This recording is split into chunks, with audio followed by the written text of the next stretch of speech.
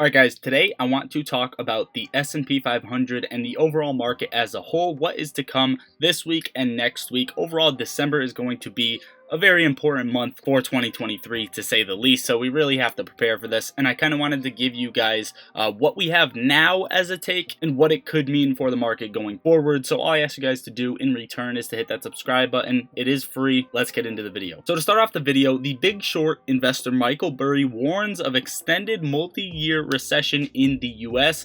Now, whether you want to trust analysts or not, Michael Burry came out with this tweet: "You have no idea how short I am," 15 days before the market actually rallied. Was this intentional? This is something that you can't really pinpoint necessarily if it was intentional, but I do believe so. And now Michael Burry came out with this tweet that he just deleted, quoting, "I am short." This is a brand new tweet, so it's already spooking people, but he came out with it at a very weird time, to say the least. Okay, so he came out with a tweet that said, "I am very, very short," and then the market rallied, and now he's coming out with a tweet that says, "I am not short." Does that mean the market is going to dump? Now, before we get into the charts, we have CPI data coming out December 13th. This could very well lean how high interest rates will be raised the day after, which is December 14th, and both of these are going to definitely affect the market. There's no way around it. So right now,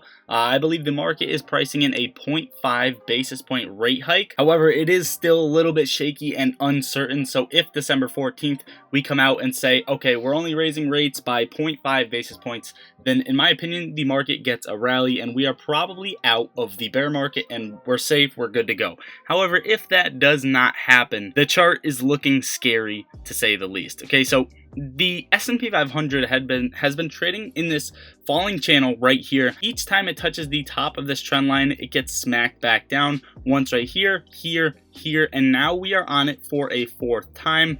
A lot of times you have 4 touches before a break to the other side, so we could get that breakout to the upside with a little bit of retracement down to about 393-ish before getting that run, like a healthy pullback before a rip. That's definitely best case scenario. However, the way things are lining up, it's just very scary, to say the least, and I kind of want to prep you guys for what's to come. So each time the S&P 500 has touched this trend line and got rejected, it loves these 12 to 13% retracement levels to come back down and get a temporary bounce off of. You can see it right here, and then down here, same thing, little bit of a bounce at that 12% down level from the trend line, and you saw it all 3 times. And if that was the case, that would bring us down to the lows at around 355, and again, usually you see a temporary bounce there.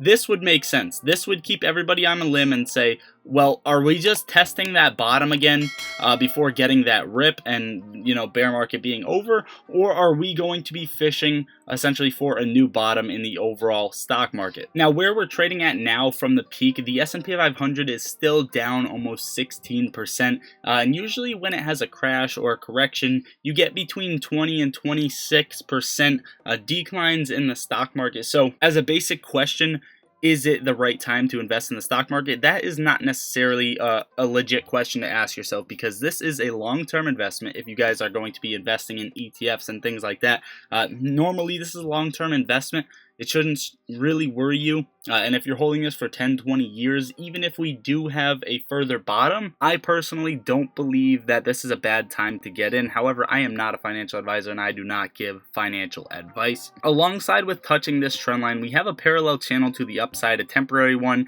and we've been hugging the bottom trend line on this as well, and we are fighting for dear life right now. Overall, this zone we're in right now is really going to decide where the market is going to go. I'd say between 420 and 383, the market doesn't really have a serious direction until we break one of those levels, either to the upside or to the downside. So I wanted to prep you guys for this and kind of give you my opinion. And if I was going to say, well, lottery stocks up or down, what do you think? In my opinion, I would say I'm waiting for these numbers. December 13th and 14th are going to decide everything. Cold CPI turning to a 0.5 basis point rate hike can lead them further to lower interest rate hikes in the upcoming meetings, so on and so forth, and we can have a bullish 2023.